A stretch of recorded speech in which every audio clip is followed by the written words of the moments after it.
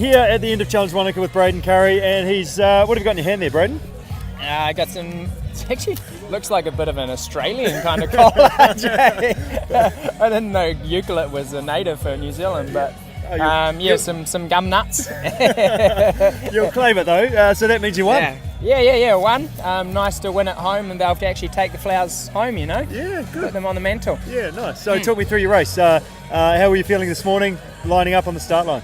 Yeah, I see a bit of an upset stomach the last sort of few days, so I wasn't really sure how the energy levels were going to be, but I felt pretty good, and the swim obviously was dead still, and had a good kind of buffer there from the main guys, but Dill was going to be up the road, which is more than likely. So watching from the bank, Dylan McNeese was way wide, and you guys were also hugging the boys, so what was happening there?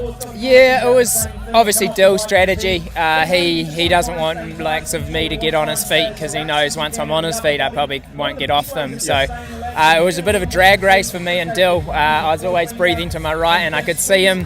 We probably went that first 800 metres out to the first turn buoy, and finally he came in, and he must only got me by about 3 metres around that first turn buoy. Just enough to stay ahead, eh? Just enough to be away from me, and then after that he kind of just kept stretching it out. So it's good, it's promising to be, my swim pace is kind of there and whatever. Yeah, so to be on that drag race and to be matching him, and you were second out of the swim and looking pretty good.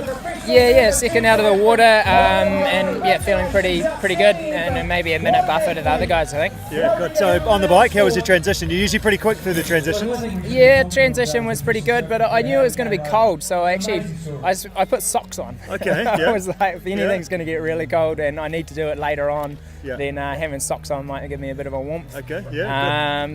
Spent a bit of time putting them on, so probably not the fastest transition, but got out and bike was going well, and just kind of settled into what I wanted to do.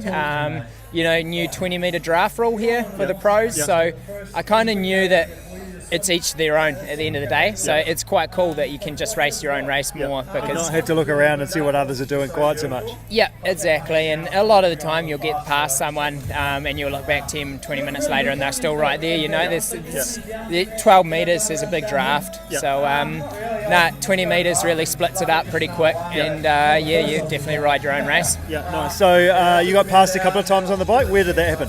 Yep, so Starkey caught me out at the turnaround, and I guess, that was to be expected. I would have liked it to be a bit later, and that definitely worried me for a while, but I was really surprised in the second half he didn't actually break it up much more than that, really. He had a minute and a half on me by the time we got back to town, and then maybe another 30 seconds at the Red Bridge, and 2:30 or something coming off the bike. So did you know some of those splits? Did you get some of those? Yeah, obviously, racing here you get splits, and being second back too. It's pretty simple for people to get splits when you're sitting second. So a few people yell you some splits. They're all a bit intermittent. some are 2 minutes, some are 3 minutes, but you got a rough idea.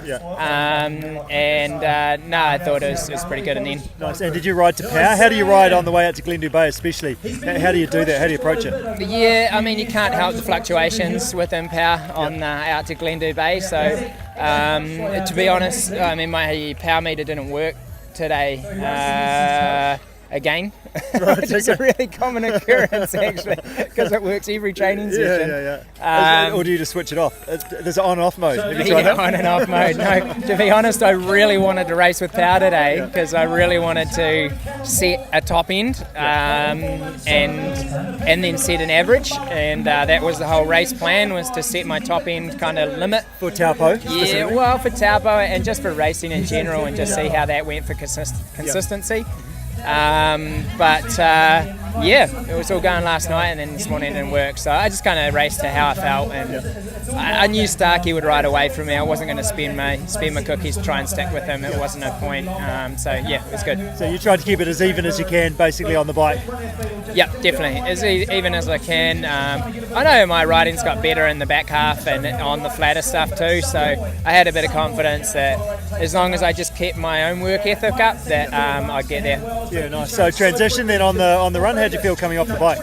Yeah, coming off the bike, felt pretty good really. I actually did have a set, I was like, okay, well, I got 2 weeks time to Ironman New Zealand, and I didn't want to tear myself to shreds. So for me, I sort of set a pace that I knew that I could kind of run the whole thing at. And so it didn't, because you're often on the run and then just boom, gone. So just held back a little bit there? Yeah, I just held about like 10 seconds per K kind of thing, probably, to what I normally would. And mostly just to, try and save some condition and stuff like that. And then with the field today, I was still taking in time at that. So nice. That was kind of feeling pretty comfortable. And definitely got to sort of just reserve a little bit in the last half. Yeah, good. So where did you hit the front? Thinking about 12k, I caught Starkey. Oh, maybe, no, it must have been early, it must have been about 10k. And then I guess I was super aware of Jack Moody. In my eyes, he'd be the best runner in the field. And I wasn't really in the mood to have a running race. so I was definitely aware, but when I got a split and said he was 6 minutes back, I was like, okay, well, pretty solid. Yeah, I can ease up a little bit. Good. So tips for others that are doing this race: a swim tip, a bike tip, and a run tip. What would your 3 tips be? The swim is beautiful, so just do it. Like, it really is probably the best swim in the world, I reckon. Like, it's absolutely phenomenal. The bike ride, due to the clear water and just the clarity. Yeah, exactly. Due to the clear water, the course is amazing. Like, the marking is so good. They do such an amazing job. It's dead on distance, and there's buoys every 50 metres. It's super obvious. Bike, obviously, just try and maintain that power, manage that power on those spikes. Like, you've got to push hard on the climbs to carry that speed over, but try not to cook yourself kind of on them. On the little pinchy climbs, especially. And then run. I'd just say it's cadence, really, on this run course. You can't really stride out, like, because it's that pea gravel, you just lose traction. So just consistent turnover and staying in front of your feet, and you'll save so much energy. Well done. Awesome. Great to be able to see you across the finish line, and great job, Braden. Well Thanks, done. Rich. Pleasure, always.